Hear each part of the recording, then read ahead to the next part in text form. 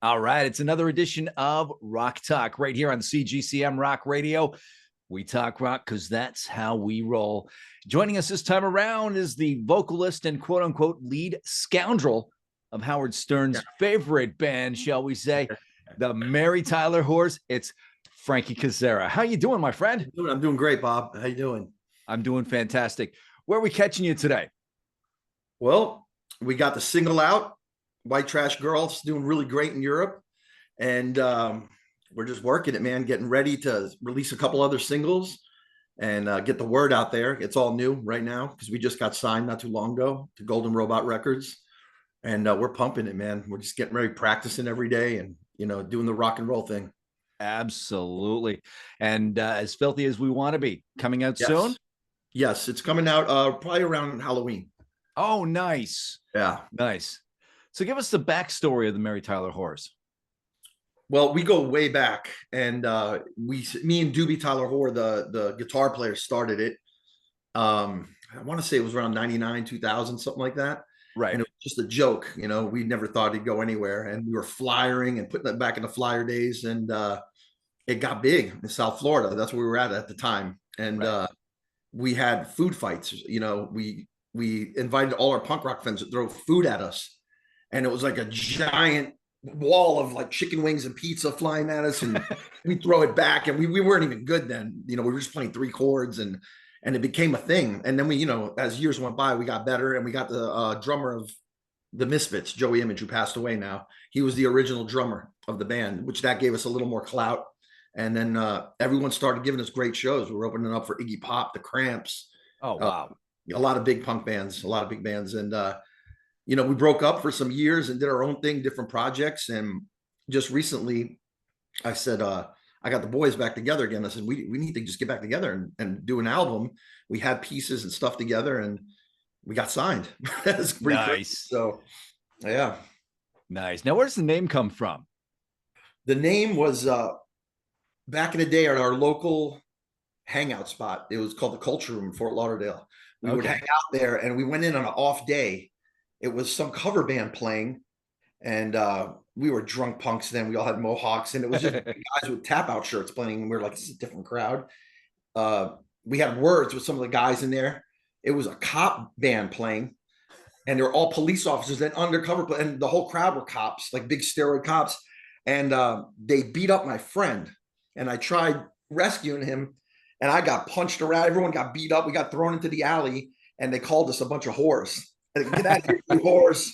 So, I went back home the next day with Doobie. We were drinking, and I said, it just rolled off the top of my tongue. I said, you're a Mary Tyler Whore. We need to call the band the Mary Tyler Whores. And just flowed, and that was it. That was the name. That's the name of the band. We had no songs, anything, but we were putting up flyers with the name, getting it up around town, trying to get known with no songs, no set list. So that came for the promotion came first, and then we came after, and it worked. Somehow it worked. So that's really cool. And I hear the song White Trash Girl, and I see the name of the album that's coming up, As Filthy as We Want to Be. And for some strange reason, my brain just goes bing, bing, bing, CBGBs. Like that would be that's like the perfect venue that you guys could have played, Yeah, absolutely, for sure. I'm from New York originally. Okay. Yeah, but we never played it. Never got to play it. Yeah, I wish. So who is the influences of the band? For me personally, it's Iggy Pop. I love Iggy Pop. Iggy and the Stooges, Sex Pistols, Clash, Fishbone. I love Public Enemy, which doesn't sound like it at all in our music, but I love old school rap too. I listen to all kinds of reggae, rap. Two of the, a couple of guys love metal in the band. Me and Doobie are the punkers.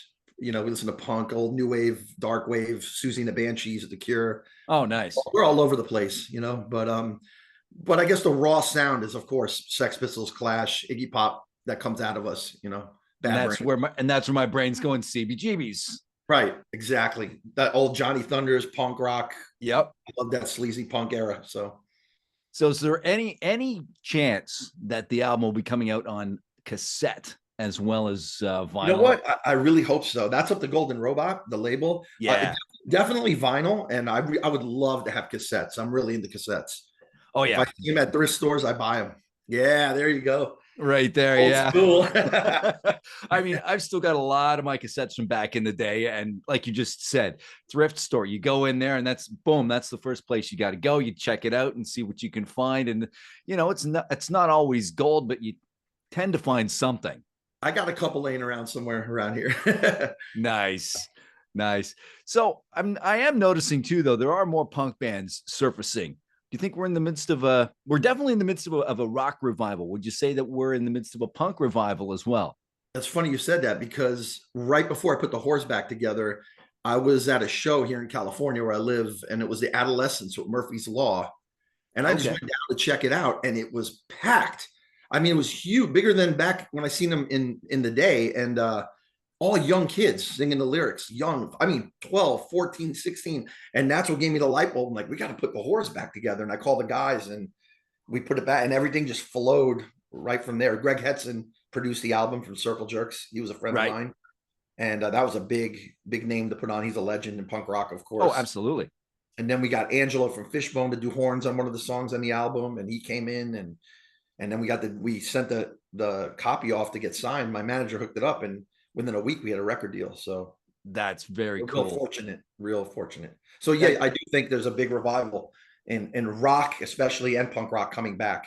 I saw the vision and I jumped on it for sure. There you go. And you just mentioned the horns there, and it's really interesting how there's that connection with the horns between punk and ska, and there's that whole gray area in between. You got Madness with the ska on one Oh, I hand. love that stuff. Yeah. Oh God, yeah, it's So phenomenal. we can go in any direction. We have rock songs, we have heavy punk songs, a little metal influence, ska influence. We just mix it all up, and that's us. That's the Whores. There's no rules. That's a great way to be, because then people can't label you. Right. Well, of course we're a punk band, I guess, in that label. But if you really break it down, when the album comes out, you'll see it's a lot of different influences. It's beyond punk. So excellent. Looking forward to it. But what kind of big changes have you seen in the music industry since you've been in it? Like, what's the biggest change you'd say? definitely the internet, of course. It's a whole different ball game now. You don't have to get in a van and tour around the world in a little van and come back 10 times. You just get it out there on the internet and hope it goes, do it the right way, promote it the right way. And yeah, luckily I'm lucky to have a manager that really knows all that stuff. It's not my thing, but he made it happen. So I'm fortunate for the internet. I'm not making fun of it at all.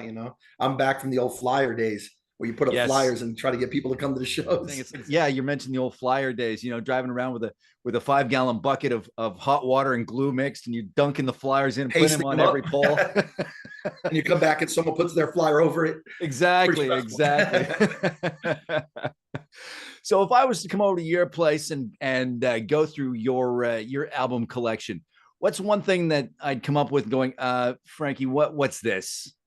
Oh, Sade. Really? Yeah, I love her. I wore my Sade shirt the other day. Everyone was looking at me like, what the hell are you wearing? I'm not even embarrassed about it. I love it. That's very cool. And the fact that she's totally hot too. Just yeah, even in her old age. Yes, absolutely. Absolutely. So before we wrap this thing up here, Frankie, I like to do a little thing we call This or That. It's just a series of rapid fire questions, multiple choice. Okay. I give you the question, you give me this or that. All right? Okay. So we're going to start off. Tea or coffee? Tea. DC or Marvel? Oh, man, that's a hard one. I'm going to say Marvel. All right. Roller coasters or dirt bikes? Dirt bikes. I'm afraid of roller coasters. Really? Yeah, I'm more in control on a dirt bike, I think. Okay. Spicy hot wings or spicy chili? Spicy hot wings. Baseball or basketball? Basketball. And then finally, this is the big dividing factor here. Pineapple on pizza, yes or no? Oh, yeah, sure. Why not? Oh, hey, a New Yorker that's finally said, sure, yeah, why not? I'm fine with it. I'm cool with it. Yeah. I've been in California a long time now. There you go. Right on. That is so awesome. Hey, thank you for joining us, Frankie Cassara. Give us your website again. TheMaryTylerHorse.com. Right on. And some socials? The Instagrams, all the Mary Tyler Whores across the board. Right on. Mary Tyler Whores.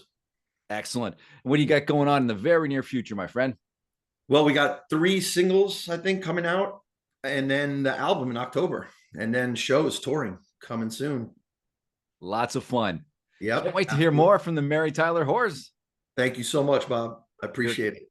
You're quite welcome. Thank you, Frankie Cassara, for joining us here on this edition of Rock Talk. And thank you. We'll catch you again next time right here on CGCM Rock Radio.